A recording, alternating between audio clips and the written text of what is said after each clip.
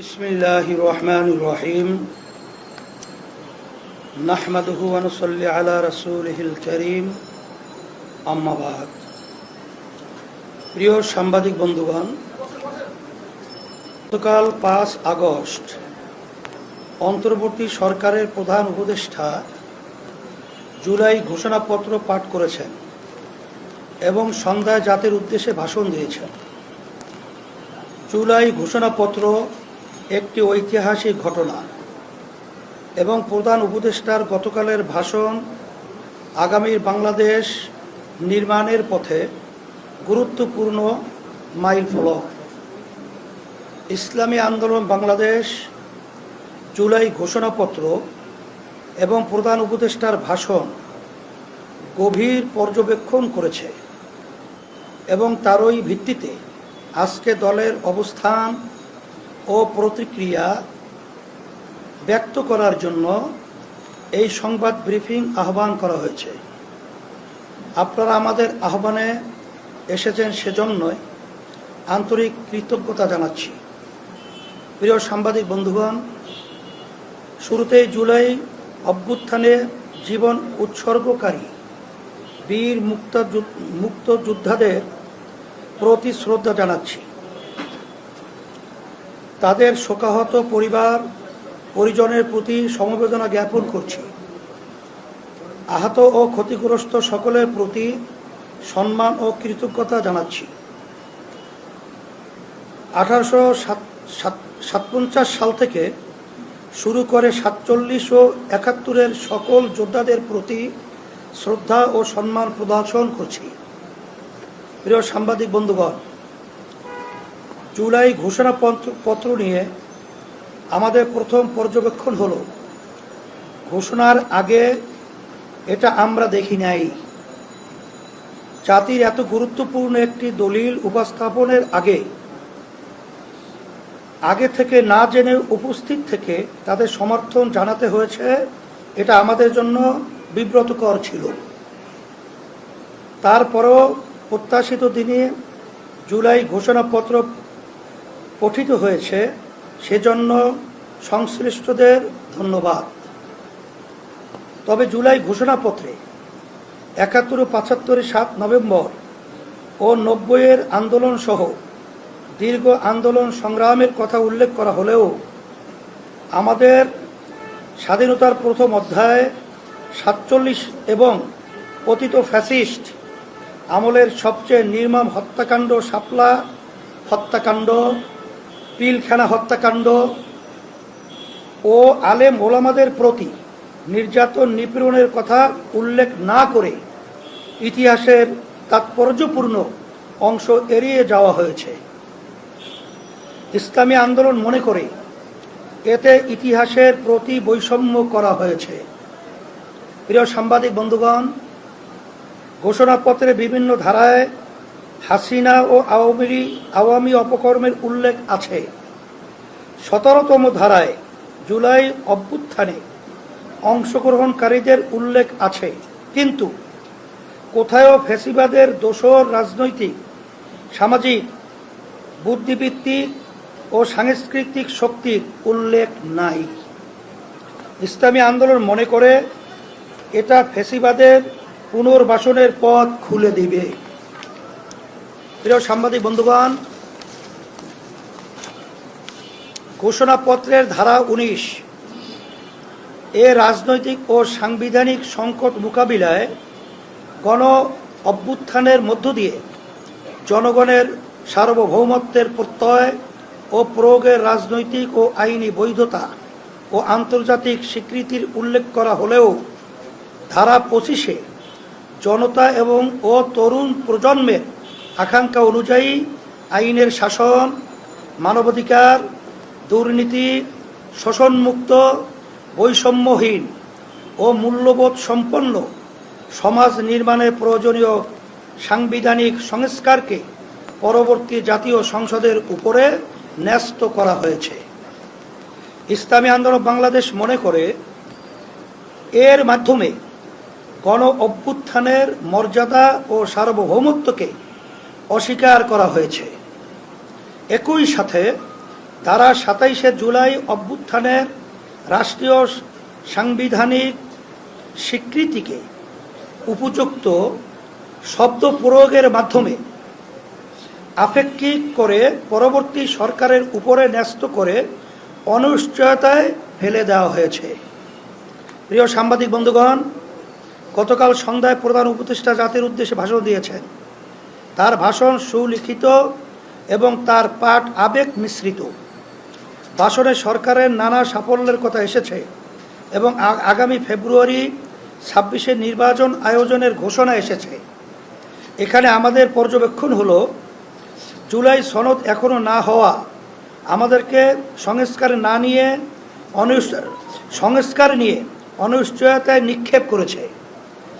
গণ অভ্যুত্থানের 1 বছর অতিক্রান্ত হয়ে গেছে, নির্বাচনের আনুষ্ঠানিক যাত্রাও শুরু হয়েছে।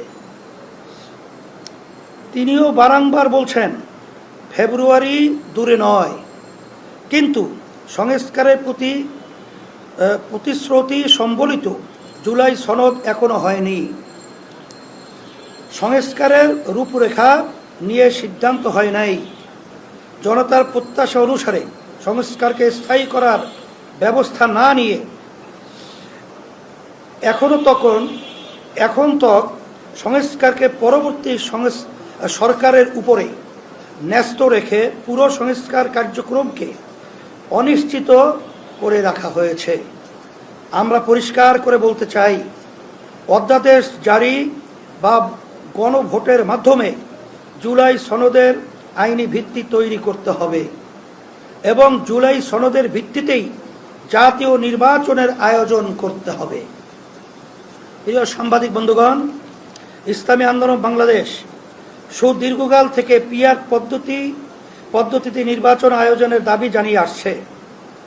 অভ্যুত্থানের পরে পিআরের পক্ষে ব্যাপক জনমত গঠন হয়েছে এবং রাজনৈতিক ঐক্যমত্য প্রতিষ্ঠা হয়েছে।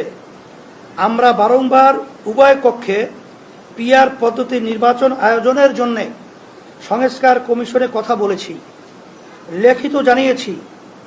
এর যৌক্তিক প্রতিক্রিয়া হওয়া উচিত ছিল পিআর নিয়ে সংস্কার কমিশনে এজেন্ডা রাখা, কিন্তু ঐক্যমত্য কমিশনে আমাদের বারংবার প্রচেষ্টা সত্ত্বেও নিম্নকক্ষে পিআর নিয়ে কোনো এজেন্ডাই রাখা হয় নাই।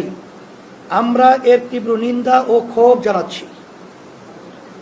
অভ্যুত্থানের পর রাজনৈতিক সংস্কার সংশ্লিষ্ট সবচেয়ে আলোচিত ও গুরুত্বপূর্ণ বিষয় পিআর নিয়ে কোনো সিদ্ধান্ত হওয়ার আগেই নির্বাচনের মাস নির্ধারণ করা, জনদাবির প্রতি স্পষ্টত উপেক্ষা করা। আমরা নির্বাচন কমিশনের প্রতি আহ্বান জানাবো, নির্বাচন পদ্ধতি নিয়ে এই জনদাবির বিষয়ে কোনো সিদ্ধান্ত হওয়ার আগে নির্বাচনের তফসিল ঘোষণাপত্রর কার্যক্রম শুরু করবেন না। একই সাথে ঐক্যমত্য কমিশনের প্রতি আহ্বান জানাবো, অতি দ্রুত পিআর নিয়ে এজেন্ডা নির্ধারণ করে আলোচনা শুরু করুন।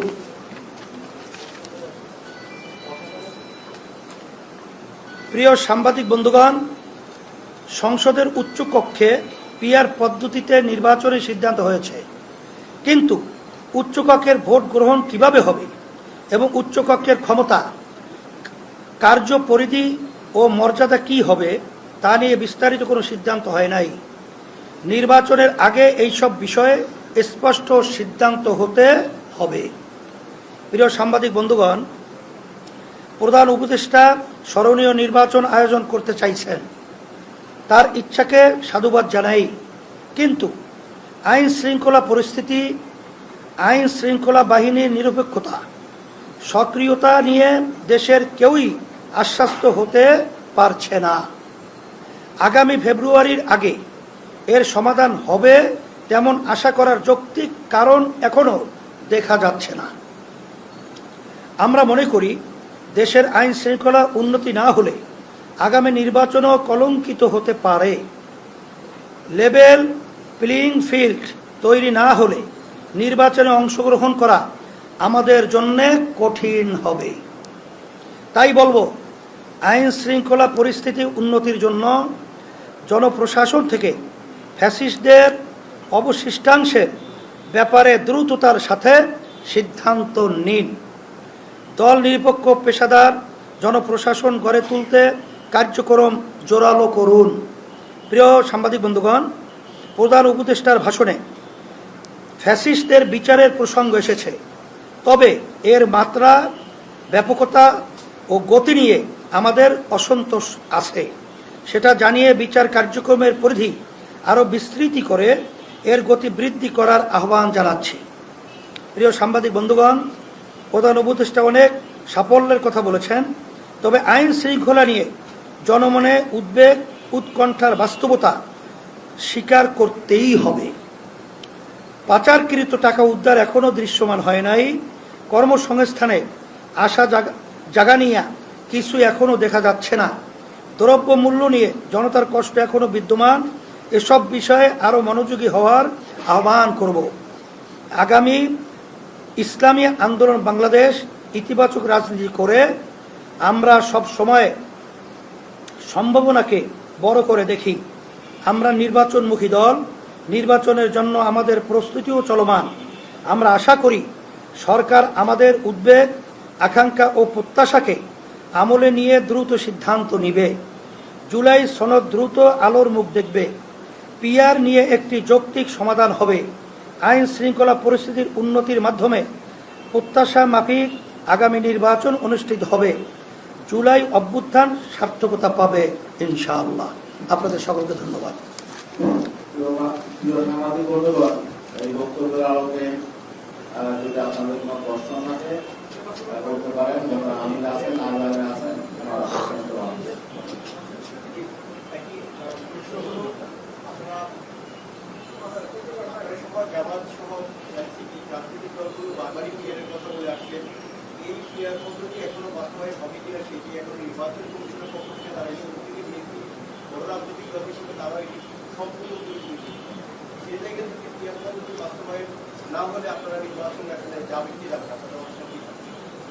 সেটা তো আমরা পরিষ্কারভাবে বলেছি, লেভেল প্লেইং ফিল্ড এখন পর্যন্ত সকলের কাছে পরিষ্কার তৈরি হয় নাই। আর বিগত 53 বছরে যে পদ্ধতিতে নির্বাচন হয়েছে জাতীয়, সেই নির্বাচন প্রশ্নবিদ্ধ। সেখানে দিনের ভোট রাতে আমরা বাক্স ঢুকাবার প্রবণতা আমাদের দেশে রয়েছে। এক কথায় সে নির্বাচনগুলো প্রশ্নবিদ্ধ। আমরা চাইছি যে এমন একটা নির্বাচন পদ্ধতি হোক, যে নির্বাচন পদ্ধতির মাধ্যমে প্রতিটা ভোটারের মূল্যায়ন হবে, জাতীয় সরকার তৈরি হবে, ফ্যাসিস্ট সরকার তৈরি হওয়ার মতো প্রবণতা বন্ধ হবে। এজন্যই মূলত আমরা নির্বাচন পদ্ধতি এটা আমরা চেয়েছি। সাথে যেটা আমাদের সবচেয়ে বড় সমস্যা তৈরি করে, কালো টাকার দৌরত্ব, পেশি শক্তি ব্যবহার, এটাও পিআর নির্বাচন পদ্ধতির মাধ্যমে এটাও নিরসন হবে এবং সুন্দর একটা সোনার দেশ তৈরি হবে। আর সবাই যদি সরকারে থাকে, সেখানে দেশ পরিচালনায় সুন্দর একটা পরিবেশ তৈরি করার সংসদ হবে। এই জন্যই আমরা পিআর পদ্ধতি চেয়েছি। এখানে বিএনপি না চাওয়ার পিছনে আমরা যেটা আগে পরে উল্লেখ করেছি, এটা তাদের অনেকটাই স্বার্থ মিশ্রিত রয়েছে। তারা এককভাবে ক্ষমতায় যাওয়ার একটা আশা, বিভিন্ন তাদের কার্যক্রম, চালচলন কথা আমরা লক্ষ্য করেছি। এখন তারা এই পিআর নির্বাচনের মাধ্যমে একক ক্ষমতায় যাওয়া এবং আগে পরে যে ফ্যাসিস্ট চরিত্র এইটা তৈরি করার সুযোগ থাকে না বিধায় এর ব্যাপারে তারা খায় না মাথায় দেয়। এই ধরনের মন্তব্য অযৌক্তিক, অরাজনৈতিক শিষ্টাচার বহির্ভূত তারা করে আসছে। 91 দেশের মতো দেশে পিআর পদ্ধতি নির্বাচন চলছে। বেশিরভাগ বাংলাদেশের ভিতরে রাজনৈতিক দল এই পদ্ধতিতে নির্বাচন চায়। তারপরেও তারা এই ধরনের আচরণটা, এটা আমরা দেশের বলবো এক কথায় আমাদের জন্য কলঙ্ক এবং আমাদের জনগণের দুর্ভোগ। এরা তারা আবার নিয়ে আসবে, এটাই আমরা মনে করছি। যদি এই প্লেইং ফিল্ড যদি আমরা তৈরি করতে না পারি বা না হয়, তখন তো আমরা আমাদের বক্তব্যের মাধ্যমে আজকে আপনাদের কাছে বলেছি, আমাদের নির্বাচনে যাওয়া কঠিন হবে।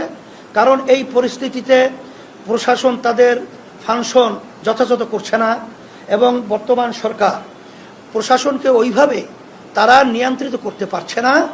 সেখানে যদি নির্বাচন হয় সেখানে আমাদের প্রার্থী এবং অন্যান্য রাজনৈতিক দলের প্রার্থী যারা রয়েছে তারা রাজনীতি মাঠে যখন কাজ করবে, তাদের এলাকায় যখন কাজ করবে, সমর্থক সহ তাদের জান মালের এখানে কিন্তু ঝুঁকি থেকে যায়।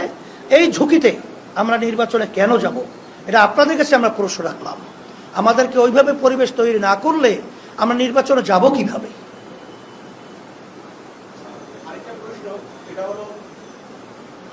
আর কারো প্রশ্ন আছে? আরেকজন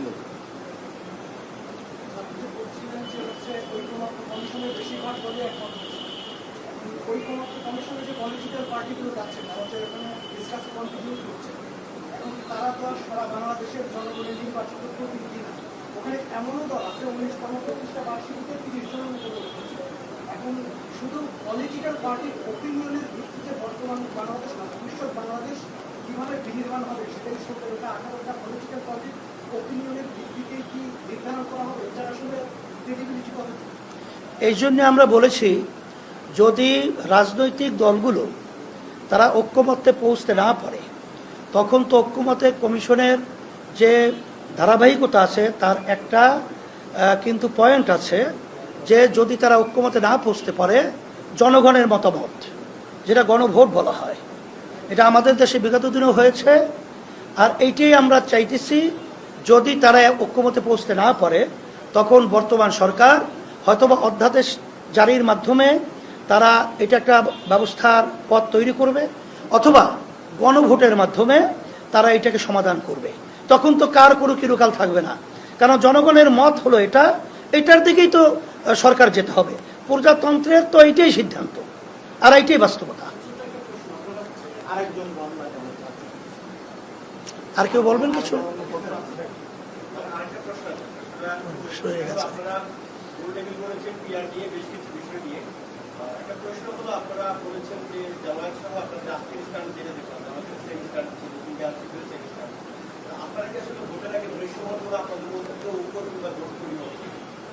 সেটা আমাদের কার্যক্রম যারা কি ইসলাম প্রেমিক এবং দেশপ্রেমিক তাদেরকে নিয়ে আমাদের এরকম একটা বাক্স, এটা নির্বাচনী জোট বলি আমরা, নির্বাচনী সমঝোতা, এটা হওয়া খুবই সম্ভব।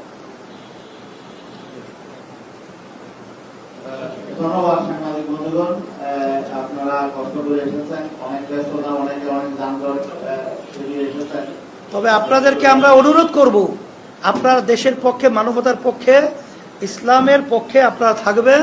আপনাদের লেখনী, আপনাদের চিন্তা, আপনাদের বক্তব্য, এইটা আমরা আশা করছি। ধন্যবাদ।